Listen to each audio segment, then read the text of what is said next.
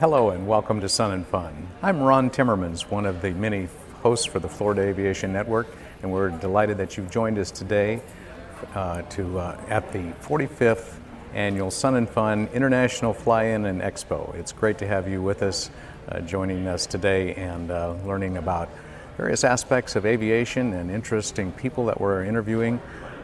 If you're like me, you may have been putting off getting a seaplane rating. And that's truly a tragic thing that I think you and I both need to fix.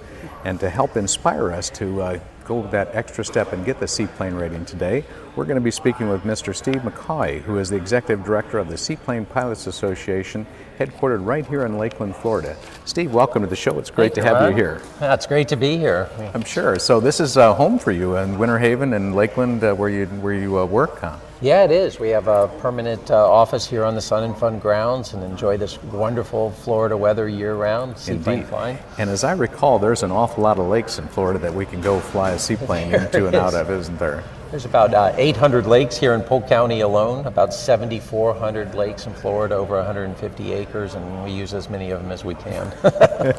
Are there restrictions to certain lakes and ponds that we can and can't fly in and out of with a seaplane? There are. It depends on the region. There's no national standard for what is acceptable or not, which is what we do as an organization, is to try to provide that information to the seaplane pilots.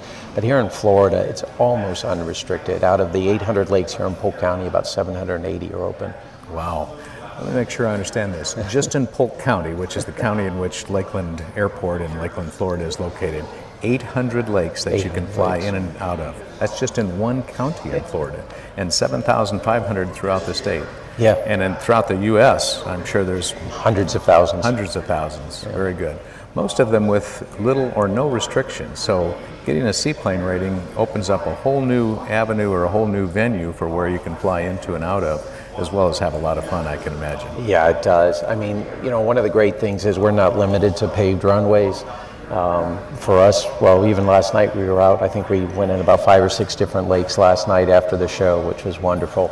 So we get to go see places that most people don't have access to. You know, even within 5 or 10 minutes of a metropolis, there are lakes that don't have roads to them in most cases anywhere in the country, and we get to go enjoy them. So I can imagine you get to see some really pristine areas then, flying into a lake that is uninhabited or inaccessible by road and by cars, huh? Yeah, we do. And you know, the nice thing is we have virtually no impact on the environment. We don't need any infrastructure like roads or trails or boat ramps or anything else, so we can go into a remote lake and not have any impact on it, which is really nice as well. Exactly.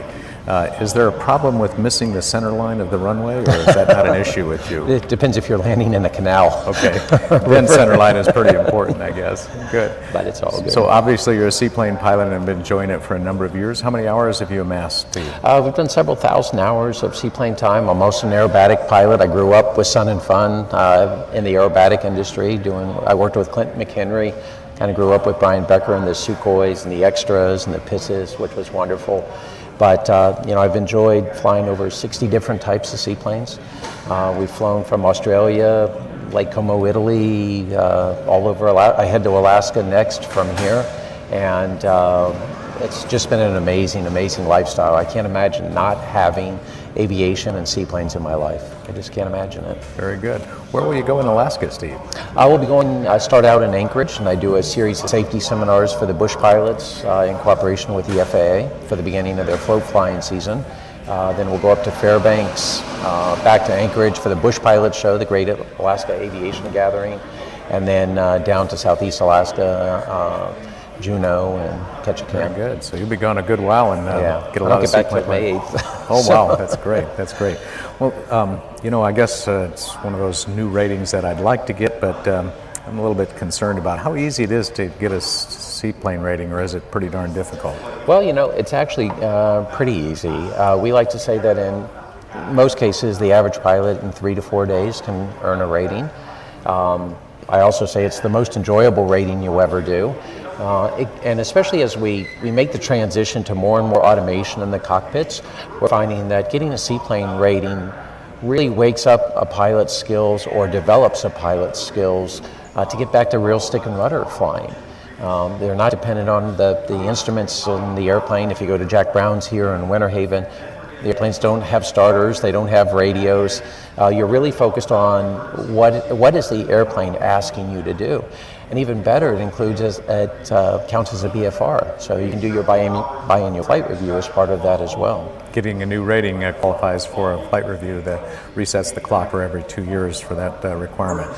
Although I certainly would encourage people to get more frequent recurrent training, but this is one way of resetting the clock, so that's great. That's great. So you've held your seaplane rating for a number of years, I imagine? Yeah, I started flying at 15 in 1983. And did my private pilot's license, immediately did my commercial, then my tailwheel endorsement, and went straight to Brown's and did my seaplane rating. And it's been incredible. Again, the experiences, the people, the places that we get to go. And now, having a Super Cub on amphibious floats that for work, get to fly all over the country it's a wonderful. So that's your work car? Yeah, that's my work car. Your work car, Super Cub. You can actually see it parked here on the grounds on weekdays if I'm in town, because I fly it right to my back door of my office. So. What a deal! What a deal! It's a tough job, but someone has had to do sign it. up and There's say, one job like mine in the world, and I'm not giving it up. That's good. That's good. Well, I'm glad to hear that getting a seaplane rating is probably a lot easier than I once thought. 3 or 4 days training and the like. Is there a separate knowledge test that I need to pass before I can get my seaplane rating? So with the seaplane rating, the one nice thing is that there's no written test. There is an oral exam with the examiner, and then you have a practical test. But thankfully, up to this point, there's no written test. So you can start prepping for it before you arrive at your training facility. There's approximately 100 schools across the country. Most states in the country have a seaplane school. And again, it's going to be very enjoyable. We call it, the flip-flop flyers. Is kind of what we boast ourselves as. It's very relaxed, and yet at the same time, it's very intense, because every time you land, it's a very dynamic surface. You have wind conditions, you have water conditions, you have boat traffic, power lines. You don't have guaranteed clear approach paths. So we like it because it really makes you a lot more attuned to the environment that you're flying in. And there's no control towers, I guess, with most places you're going to land. Most places. Most places. Lake Hood, believe it or not. Ted Stevens International in Anchorage, the seaplane base there, which is the largest seaplane base in the world. Actually, you're talking to Ted Stevens International for clearances. Very good. So they have both runways as well as water runways. Fairbanks has a control tower as well. I'll be darned. Well, that's great. That's great. Well, tell us a little bit in the remaining time we have, Steve, about the youth programs and scholarships and Young Eagles, part of Seaplane Pilots Association. How do you support them or support young people in flying? Yeah, so what we have right now, which I'm very proud of, matter of fact, Lights, the CEO of Sun and Fun, and I will be awarding a scholarship tomorrow during the air show. But we created a scholarship program where 18 to 25-year-olds that are career track pilots, we provide a zero-cost seaplane rating for. So they can go to any seaplane training facility of their choice, and we'll just write the check, and we'll buy them their rating and their check ride. Wow. And so I have the very good honor of awarding about a dozen of those a year. I'm hoping to increase that to 24. And what we do is we spread them around the country, where we'll do at major aviation events here at Sun and Fun, Air Venture, the Alaska Show. We'll spread those around. And then, thankfully, we're working with EAA, been working with Jack Pelton in the fact that the Young Eagles program has never included seaplanes as part of their program. So we're just getting permission and the insurance policies in place so that we can do Young Eagles flights and seaplanes as well. And we have a nice little gold medal pilot wings that we give people for their first seaplane flight, which is really nice. What a wonderful way to introduce young people to not just flying, but to seaplane flying. That's great. That's great. And the scholarships that you mentioned for the seaplane rating, is that for a young person 18 to 25 who already has a private pilot's license? Yeah, there are a couple of requirements. They have to be a member of the Seaplane Pilots Association, and they do have to have their PPL, their private pilot's license, in hand. But we do have an online form at seaplanes.org that they can fill out. And then you go into the pool and we start vetting you, and hopefully we can make some more exciting awards. The recipients have gone on to be chief pilots of airlines. And we have instructors that got their rating, and now they've trained over 200 seaplane pilots themselves. So it's very wonderful. good, very good. Well, more information can be received by looking at the website seaplanes.org, www.seaplanes.org. And it's been my pleasure today to speak with Mr. Steve McCaughey, who is the Executive Director of the Seaplane Pilots Association, someone who has the best job in the world, and he's not giving it up anytime soon, so there's no need to apply for Steve's job because you're not going to replace him for a while.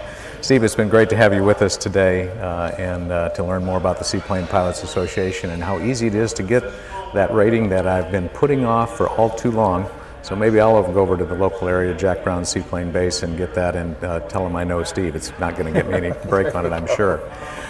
This has been great to have Steve with us for this last few minutes talking about seaplanes and getting the ratings. I'm Ron Timmermans, one of the hosts with the Florida Aviation Network.